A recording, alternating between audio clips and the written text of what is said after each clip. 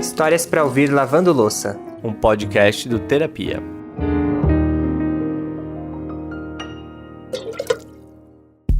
Bora lavar louça, minha gente? Mas antes de começar, a gente é obrigado a dar um aviso muito importante. Todo mundo fecha a torneira, que hoje é dia de lavar a louça com um baldinho de lágrimas. Quem avisa, amigo é, né? Quero ver quem vai conseguir segurar o choro. Mas na verdade nem precisa segurar não, tá? Porque não tem coisa mais linda do que se emocionar e torcer por uma pessoa que a gente nem nunca viu na vida. E eu tenho certeza que a Patrícia vai ter um monte de torcedor daqui a poucos minutinhos. A história dela começa já depois de casada, quando ela descobriu que teria muita dificuldade para conseguir realizar um dos seus maiores sonhos, que era ser mãe. Esse é um problema que parece simples. Você fala, você não tem filho, você quer, mas você não tem, tudo bem, segue tua vida. Mas não é assim. É algo assim até orgânico, assim, você tem aquela necessidade. Quando você sente aquela necessidade, existem muitas mulheres que não têm e tudo bem, né? Mas existem aquelas que buscam o sonho. Quando você se depara com esse limite de falar, não, você não pode, você não tem como e você tem aquele desejo, é muito difícil. Tá todo mundo preparado aí? Eu já tô com meu lencinho aqui no ombro. Então bora, que eu sou o Lucas Galdino. E eu, Alexandre Simone, e esse é o Histórias pra Ouvir, Lavando Louça. Talvez uma das decisões que mais demanda comprometimento nessa vida é a de ter um filho. É basicamente você colocar uma vida no mundo que passa a depender de você pra simplesmente tudo, né? Para existir nos primeiros anos, ou seja, é uma responsabilidade e a Patrícia e o Jefferson sabiam bem. Até por isso que eles resolveram engravidar só 7 anos depois que já estavam casados. E foi aí que teve início uma das maiores batalhas da vida deles. Então, em 2013, a gente resolveu que iria começar as tentativas, né, para vir o filhinho ou a filhinha. E não aconteceu, né? A gente tentou durante um ano, não aconteceu. E fomos, então, atrás dos especialistas, né? E fomos atrás do especialista de reprodução humana. E aí, entre vários exames que são feitos e tudo, ele descobriu um diagnóstico nosso. O meu diagnóstico foram trompas obstruídas e o do Jefferson uma alteração seminal. Que esses dois problemas em união, eles inviabilizam a gravidez natural, né? E aí ele já foi bem claro com a gente. Ele falou, olha, no caso de vocês, só a fertilização in vitro. E a fertilização in vitro é aquela técnica, uma das mais avançadas, né, que tem hoje na reprodução humana, né, que é aquela estimulação ovariana, e aí depois eles captam o máximo de óvulos, fertilizam in vitro e depois devolvem ao útero da mulher. Então, assim, além de ser uma técnica muito cara, é uma técnica, assim, muito invasiva, é muito difícil.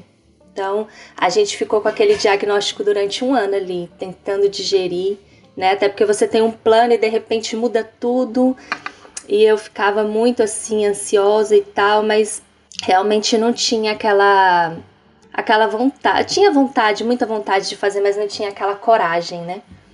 E aí, um dia eu reencontrei com uma amiga, uma grande amiga minha. Ela voltou a trabalhar no meu setor lá e a gente começou a colocar as fofocas em dia, né? E aí eu comecei a contar pra ela.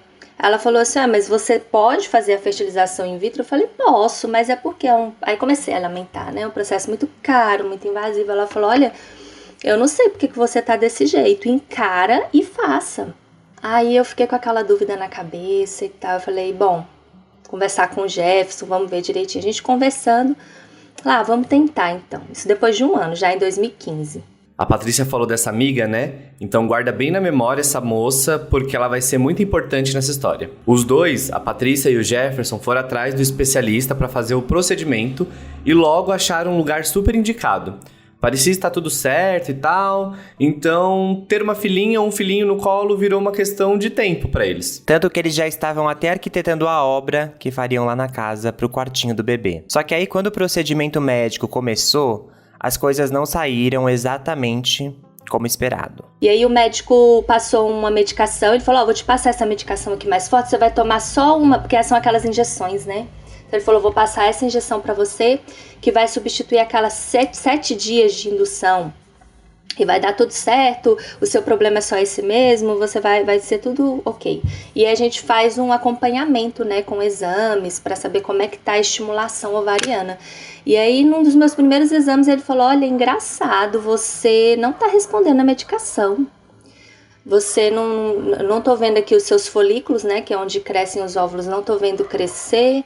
Parece que você nem tomou a medicação. Vamos fazer o seguinte, vamos interromper esse ciclo, vamos começar no próximo. Ali pra mim já foi um baque. Já pensei, já tem alguma coisa errada, né? É legal pontuar que nessa altura aí da história, a Patrícia já estava com 35 anos, que é uma idade que a gravidez já começa a ser mais delicada para a mulher, né? Então toda notícia que soasse como um obstáculo para esse sonho, que era muito grande, né? Iria reverberar, sei lá, 3 vezes pior para eles. É como se um cronômetro estivesse rodando aqui do lado enquanto você tenta fazer acontecer o seu maior desejo. E no caso dela, o cenário era pessimista, porque a produção de óvulos estava bem abaixo do esperado para a faixa etária.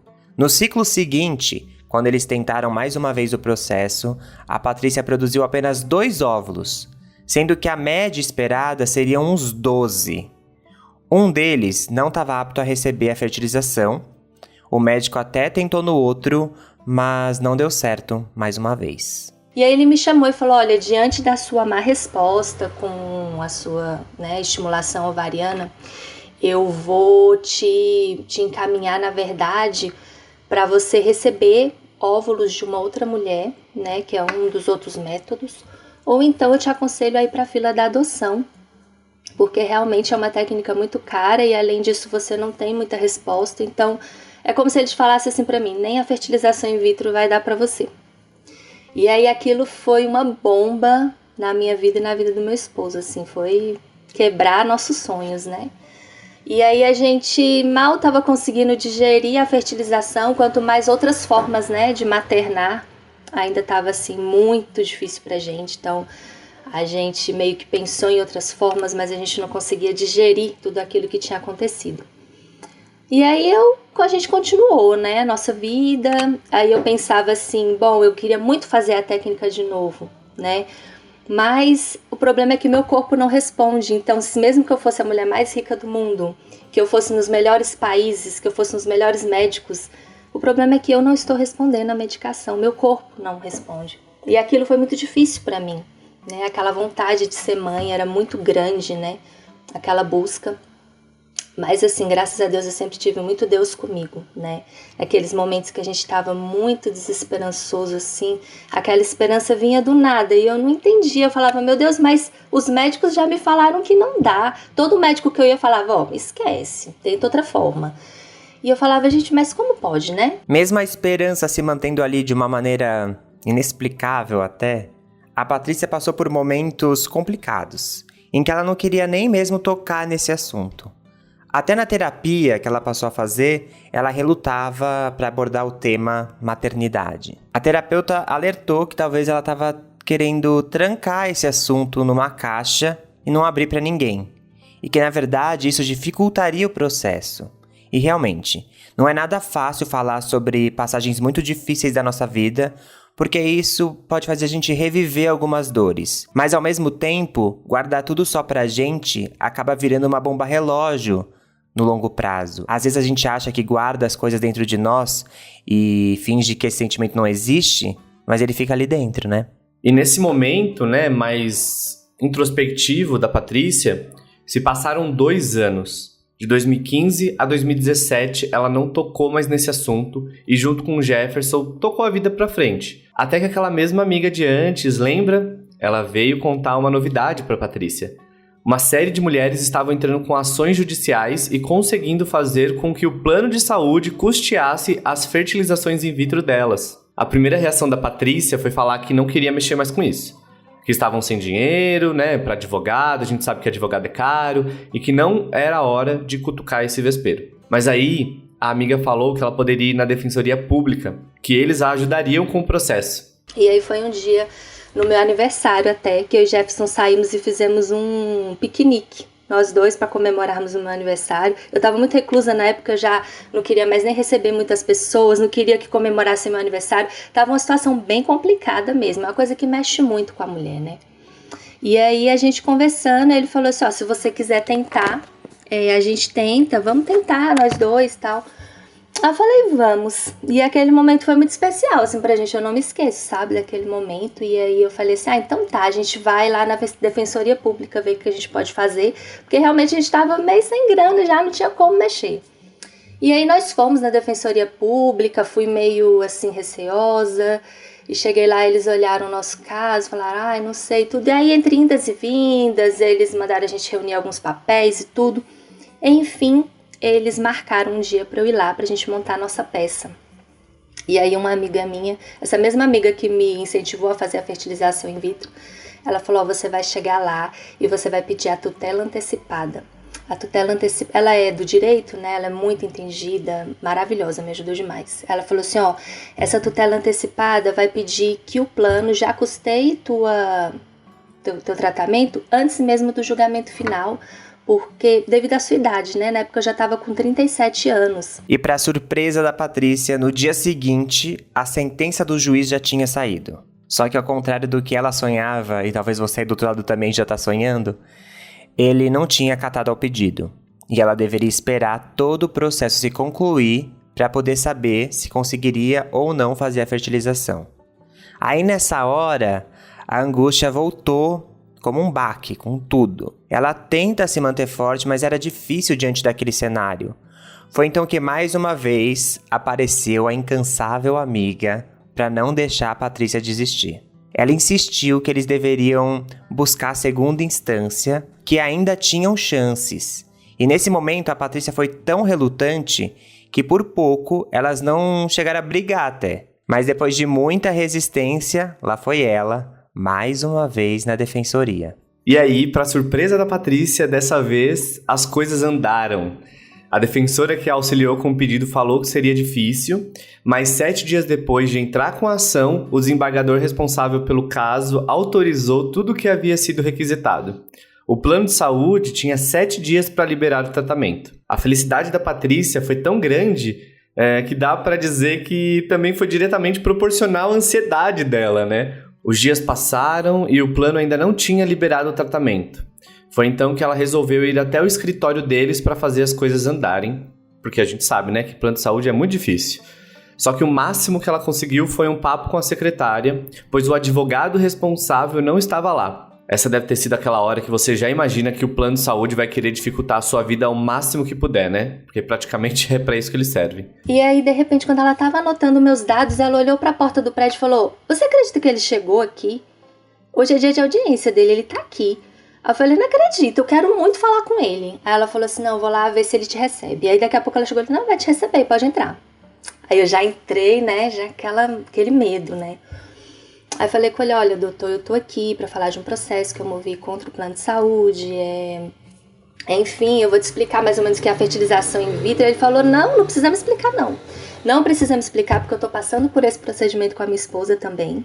Eu entendo todo o procedimento, eu entendo do que você precisa, quais as clínicas que você precisa de clínica com laboratório, isso aí eu entendo de tudo, eu tô contando as 3 melhores clínicas da localidade, e quem ganhar eu vou te falar e você já vai ligar lá e já vai começar seu tratamento.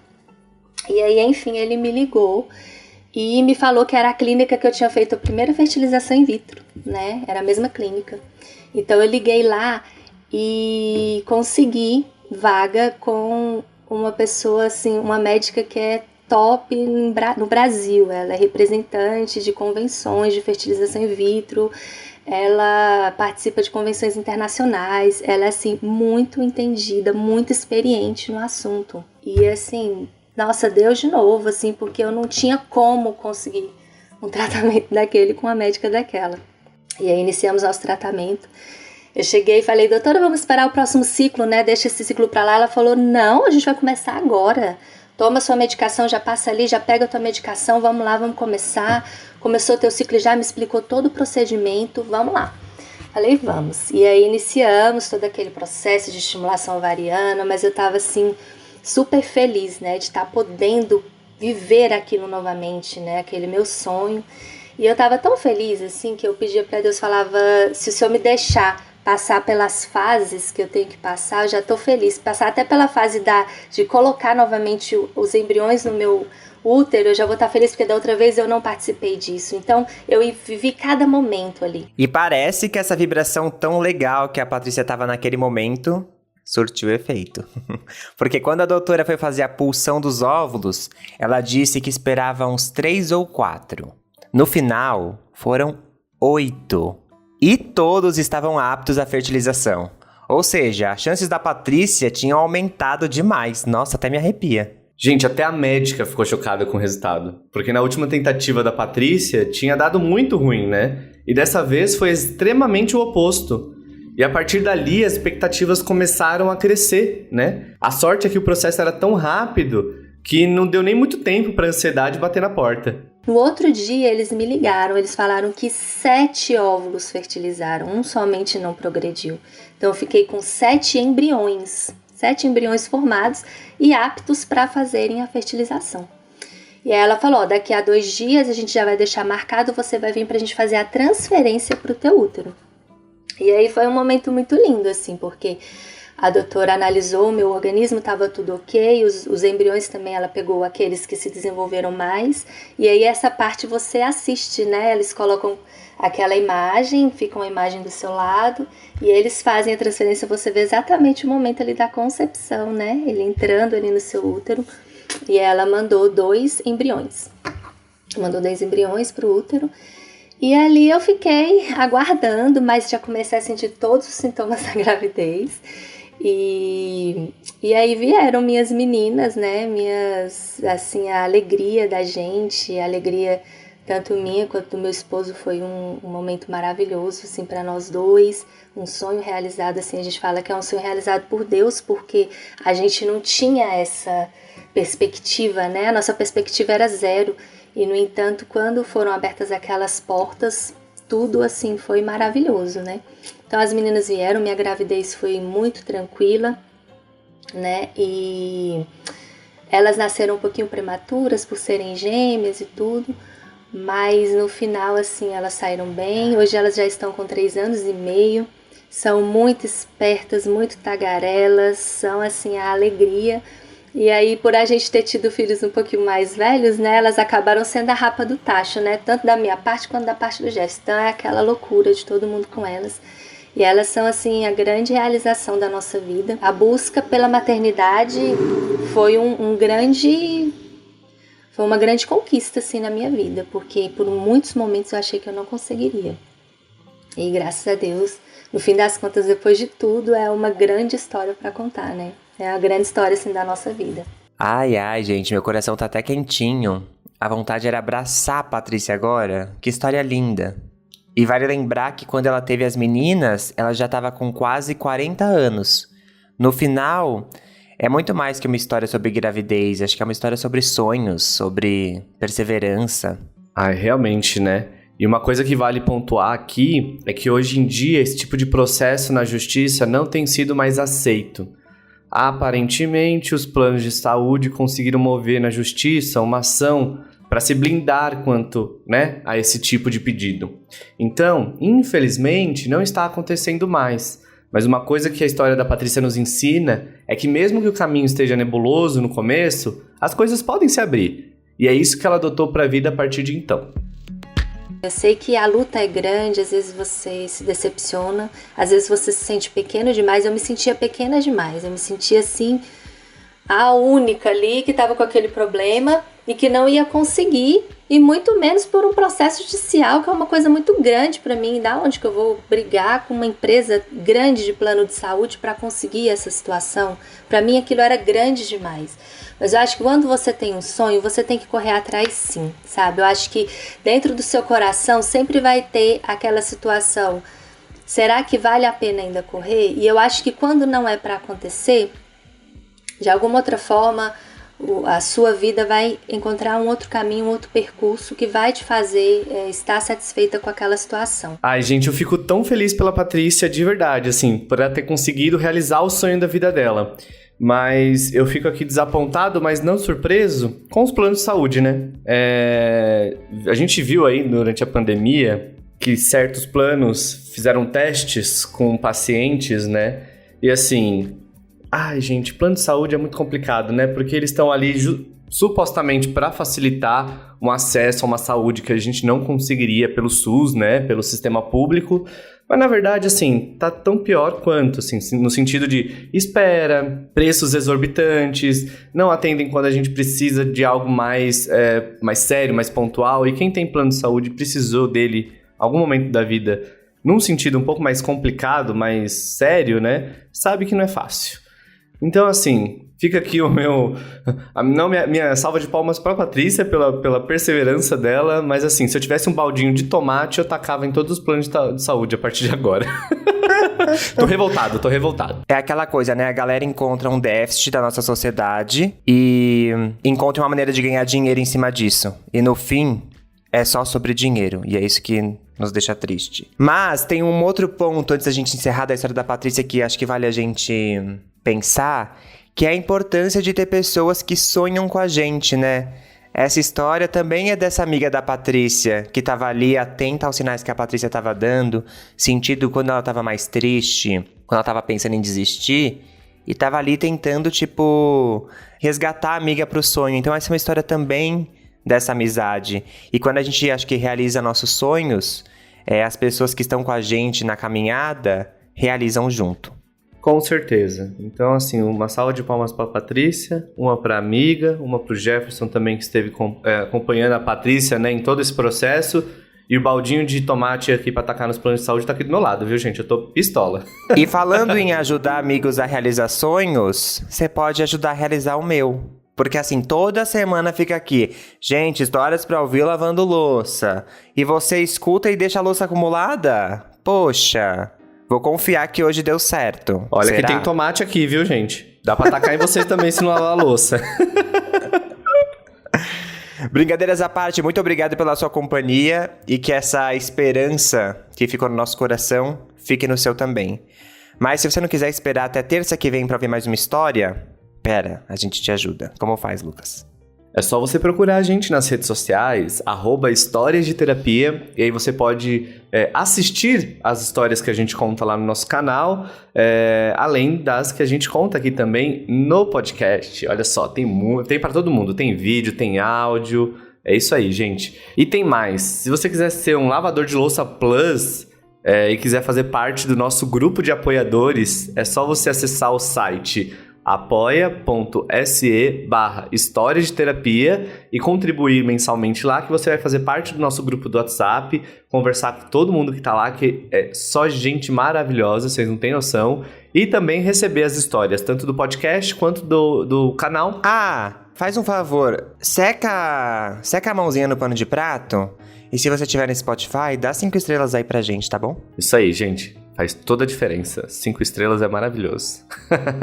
Bom, então, voltando. Terça-feira que vem a gente tá de volta. E a gente espera você aqui para mais uma lavação de louça aqui. Lavação de pratinhos e copos aí, que eu sei que você deixou acumular. Pelo menos um diazinho você deixou, que eu sei. Que eu também deixo. Então, até lá. Beijo. Um beijo e cuidem-se bem.